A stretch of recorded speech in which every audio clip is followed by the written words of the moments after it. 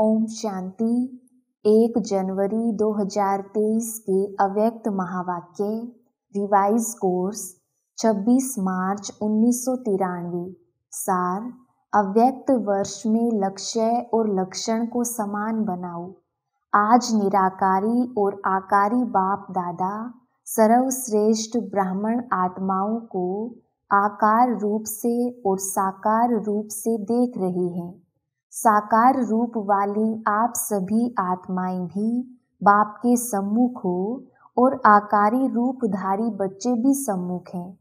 दोनों को बाप दादा देख हर्षित हो रहे हैं। सभी के दिल में एक ही संकल्प है, उमंग है कि हम सभी बाप समान साकारी सो आकारी और आकारी सो निराकारी बाप समान बने। बाप दादा सभी के इस लक्ष्य और लक्षण को देख रहे हैं। क्या दिखाई दिया? मेजॉरिटी का लक्ष्य बहुत अच्छा दृढ़ है, लेकिन लक्षण कभी दृढ़ है कभी साधारण है। लक्ष्य और लक्षण में समानता आना, यह निशानी है समान बनने की। लक्ष्य धारण करने में 99% भी कोई है, बाकी नंबरवार हैं। लेकिन सदा सहज और नेचुरल नेचर में लक्षण धारण करने में कहाँ तक है?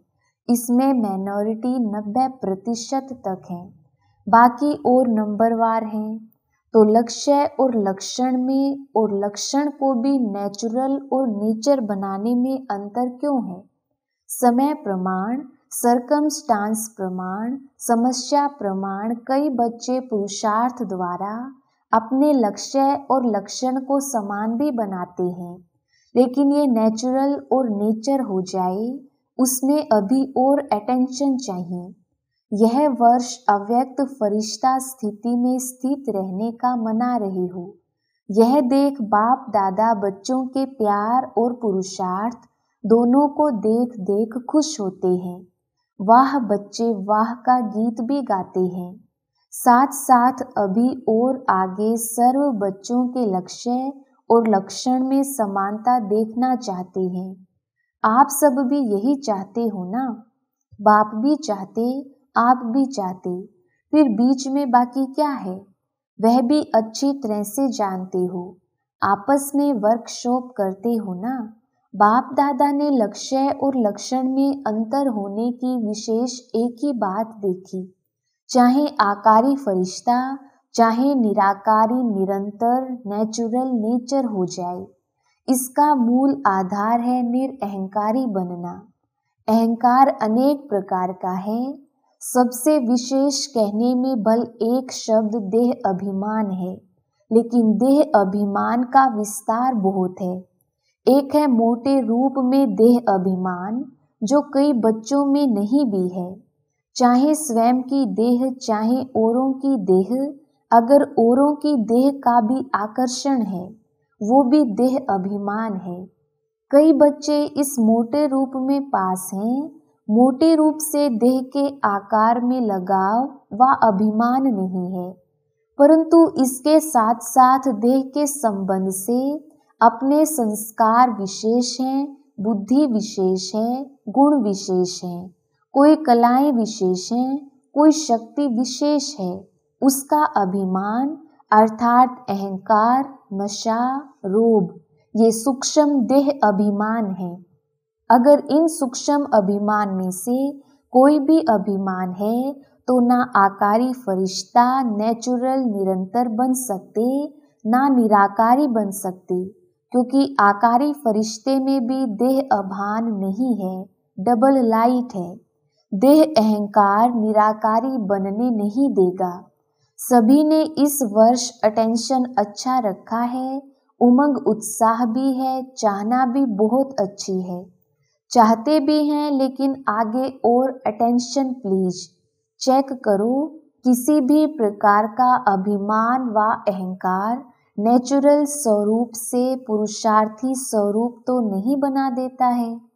कोई भी सूक्ष्म अभिमान अंश रूप में भी रहा हुआ तो नहीं है, जो समय प्रमाण और कहाँ सेवा प्रमाण भी इमर्ज हो जाता है, क्योंकि अंश मात्र ही समय पर धोखा देने वाला है।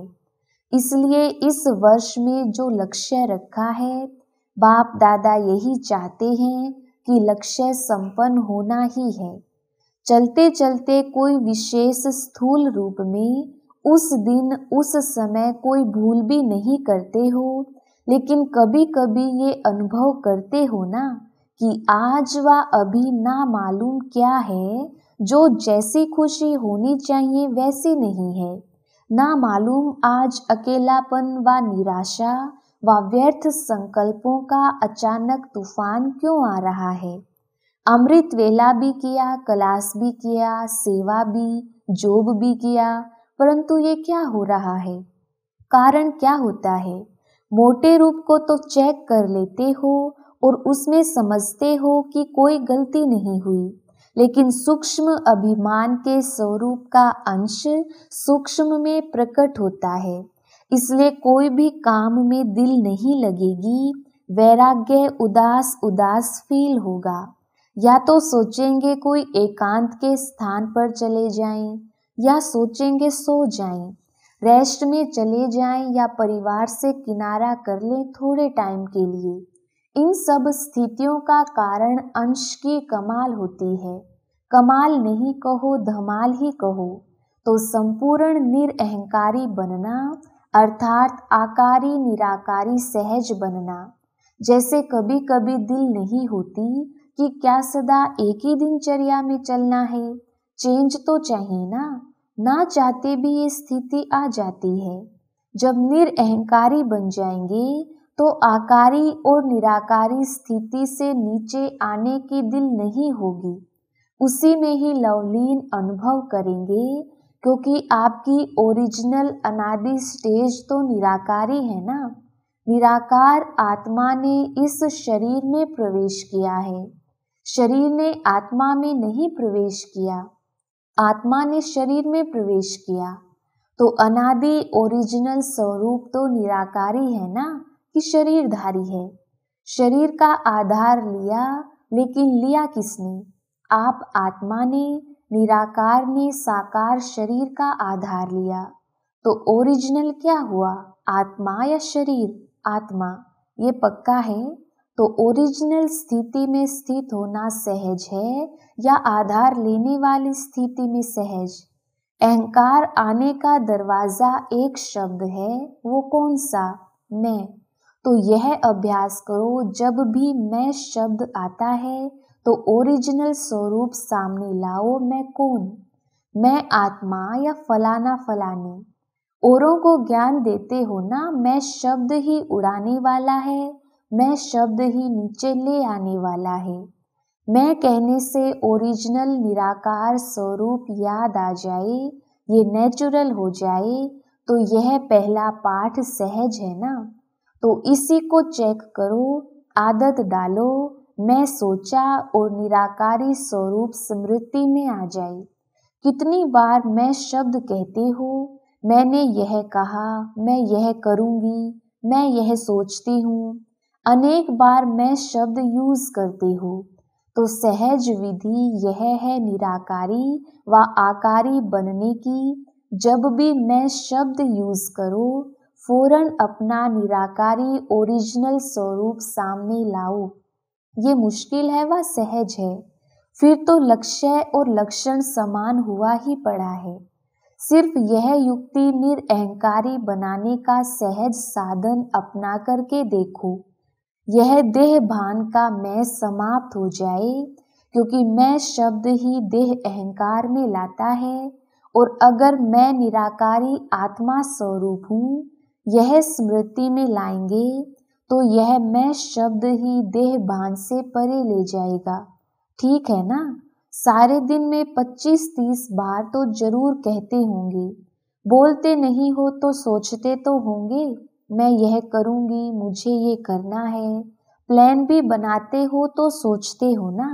तो इतने बार का अभ्यास आत्मा स्वरूप की स्मृति क्या बना देगी? निराकारी। निराकारी बन, आकारी फरिश्ता बन कार्य किया और फिर निराकारी। कर्म संबंध के स्वरूप से संबंध में आओ, संबंध को बंधन में नहीं लाओ। देह अभिमान में आना अर्थात कर्म बंधन में आना, देह संबंध में आना अर्थात कर्म संबंध में आना, दोनों में अंतर है। देह का आधार लेना और देह के वश होना, दोनों में अंतर है। फरिश्ता व निराकारी आत्मा देह का आधार लेकर देह के बंधन में नहीं आएगी, संबंध रखेगी लेकिन बंधन में नहीं आएगी। तो बाप दादा फिर इसी वर्ष में रिजल्ट देखेंगे कि निरअहंकारी आकारी फरिश्ते और निराकारी स्थिति में लक्ष्य और लक्षण कितने समान हुए। महानता की निशानी है निर्माणता। जितना निर्माण उतना सबके दिल में महान स्वतः ही बनेंगे। बिना निर्माणता के सर्व के मास्टर सुखदाता बन नहीं सकते। निर्माणता निरअहंकारी सहज बनाती है। निर्माणता का बीज महानता का फल स्वतः ही प्राप्त कराता है। निर्माणता सबके दिल में दुआएं प्राप्त कराने का सहज साधन है। निर्माणता सबके मन में निर्माण आत्मा के प्रति सहज प्यार का स्थान बना देती है। निर्माणता महिमा योग्य स्वतः ही बनाती है। तो निरअहंकारी बनने की विशेष निशानी है निर्माणता। वृत्ति में भी निर्माणता, दृष्टि में भी निर्माणता, वाणी में भी निर्माणता, संबंध संपर्क में भी निर्माणता। ऐसे नहीं कि मेरी वृत्ति में नहीं था लेकिन बोल निकल गया। नहीं, जो वृत्ति होगी वो दृष्टि होगी, जो दृष्टि होगी वो वाणी होगी, जो वाणी होगी वही संबंध संपर्क में आएगा। चारों में ही चाहिए, तीनों में है, एक में नहीं है तो भी अहंकार आने की मार्जिन है। इसको कहा जाता है फरिश्ता। तो समझा बाप दादा क्या चाहते हैं और आप क्या चाहते हो। चाहना दोनों की एक है, अभी करना भी एक करो। अच्छा, आगे सेवा के नए नए प्लान क्या बनाएंगे। कुछ बनाया है, कुछ बनाएंगे। चाहे यह वर्ष चाहे आगे का वर्ष, जैसे और प्लान सोचते हो कि भाषण भी करेंगे, संबंध संपर्क भी बढ़ाएंगे, बड़े प्रोग्राम भी करेंगे, छोटे प्रोग्राम भी करेंगे। ये तो सोचते ही हो, लेकिन वर्तमान समय के गति प्रमाण अभी सेवा की भी फास्ट गति चाहिए। वो कैसे होगी। वाणी द्वारा संबंध संपर्क द्वारा तो सेवा कर ही रहे हो, मनसा सेवा भी करते हो, लेकिन अभी चाहिए थोड़े समय में सेवा की सफलता ज्यादा हो। सफलता अर्थात रिजल्ट। उसकी विधि है कि वाणी के साथ साथ पहले अपनी स्थिति और स्थान के वाइब्रेशंस पावरफुल बनाओ। जैसे आपके जड़ चित्र क्या सेवा कर रहे हैं, वाइब्रेशंस द्वारा कितने भक्तों को प्रसन्न करते हैं। डबल विदेशियों ने मंदिर देखे हैं, आपके ही तो मंदिर है ना, कि सिर्फ भारत वालों के मंदिर हैं। आपके चित्र सेवा कर रहे हैं ना। तो वाणी द्वारा भल करो, लेकिन अभी ऐसी प्लानिंग करो, वाणी के साथ साथ वाइब्रेशंस की ऐसी विधि बनाओ जो वाणी और वाइब्रेशन डबल काम करे। वाइब्रेशन बहुत काल रहता है, वाणी से सुना हुआ कभी कभी कईयों को भूल भी जाता है, लेकिन वाइब्रेशन की छाप ज्यादा समय चलती है। जैसे आप लोग अपने जीवन में अनुभवी हो कि कोई का उल्टा वाइब्रेशन अगर आपके मन में या बुद्धि में बैठ जाता है तो उल्टा कितना समय चलता है। वाइब्रेशन अंदर बैठ जाता है ना, और बोल तो उसी समय भूल जाएगा, लेकिन वाइब्रेशन के रूप में मन और बुद्धि में छाप लग जाती है। और कितना समय उसी वाइब्रेशन के वश उस व्यक्ति के व्यवहार में आते हो, चाहे उल्टा हो चाहे सुलटा हो, लेकिन वाइब्रेशन मुश्किल से मिटता है। लेकिन यह रूहानी वाइब्रेशंस फैलाने के लिए पहले अपने मन में बुद्धि में व्यर्थ वाइब्रेशंस समाप्त करेंगे, तब रूहानी वाइब्रेशन फैला सकेंगे। किसी के भी प्रति अगर व्यर्थ वाइब्रेशंस धारण किए हुए हैं तो रूहानी वाइब्रेशंस नहीं फैला सकते। व्यर्थ वाइब्रेशंस रूहानी वाइब्रेशन के आगे एक दीवार बन जाती है। चाहे सूर्य कितना भी प्रकाशमय हो, अगर सामने दीवार आ गई, बादल आ गए, तो सूर्य के प्रकाश को प्रज्वलित होने नहीं देते। जो पक्का वाइब्रेशन है वो है दीवार, और जो हल्के वाइब्रेशन है वो है हल्के बादल या काले बादल। वो रूहानी वाइब्रेशंस को आत्माओं तक पहुंचने नहीं देंगे।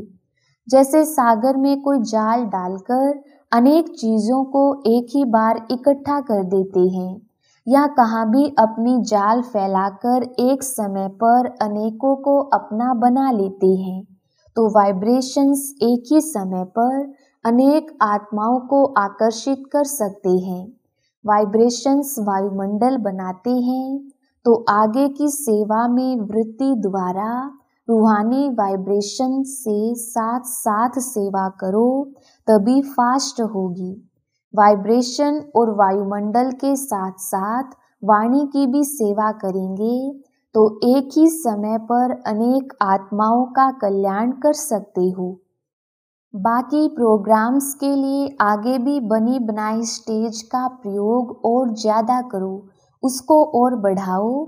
संपर्क वालों द्वारा यह सहयोग लेकर इस सेवा की वृद्धि को प्राप्त कर सकते हैं। सहयोगियों का सहयोग किसी भी विधि से बढ़ाते चलो तो स्वतः ही सेवा में सहयोगी बनने से सहज योगी बन जाएंगे। कई ऐसी आत्माएं होती हैं जो सीधा सहज योगी नहीं बनेंगी, लेकिन सहयोग लेते जाओ, सहयोगी बनाते जाओ, तो सहयोग में आगे बढ़ते बढ़ते सहयोग उन्हों को योगी बना देता है। तो सहयोगी आत्माओं को और स्टेज पर लाओ, उन्हों का सहयोग सफल करो। समझा क्या करना है? कोई एक आत्मा भी सहयोगी बनती है तो वह आत्मा प्रैक्टिकल में सहयोग लेने से, देने से, प्रत्यक्ष दुआओं से सहज आगे बढ़ती है और अनेकों की सेवा के निमित्त बनती है। साथ साथ वर्ष में मास मुकर्रर करो, कुछ मास विशेष स्वयं के पुरुषार्थ व श्रेष्ठ शक्ति धारण करने के अभ्यास के, जिसको आप तपस्या, रिट्रीट या भटियां कहते हो। हर एक देश के प्रमाण 2-2 मास फिक्स करो, जैसी सीजन हो। 2 मास तपस्या के, 2 मास छोटी छोटी सेवाओं के, 2 मास बड़े रूप की सेवाओं के, ऐसे फिक्स करो।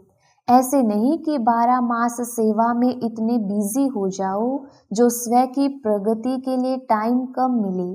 जैसा देश का सीजन हो, कई समय ऐसे होते हैं जिसमें बाहर की विशेष सेवा नहीं कर सकते। वो समय अपने प्रगति के प्रति विशेष रूप से रखो। सारा साल सेवा नहीं करो, ये भी नहीं हो सकता। सारा साल सिर्फ तपस्या करो, ये भी नहीं हो सकता। इसलिए दोनों को साथ साथ लक्ष्य में रखते हुए अपने स्थान के प्रमाण मुकर्रर करो, जिसमें सेवा और स्वयं की प्रगति दोनों साथ साथ चलें। अच्छा, इस वर्ष की सीजन की समाप्ति है। समाप्ति में क्या किया जाता है? समाप्ति में एक तो समारोह किया जाता है और दूसरा आध्यात्मिक बातों में स्वाहा किया जाता है। तो अभी स्वाहा क्या करेंगे? एक बात विशेष मन बुद्धि से स्वाहा करो, वाणी से नहीं।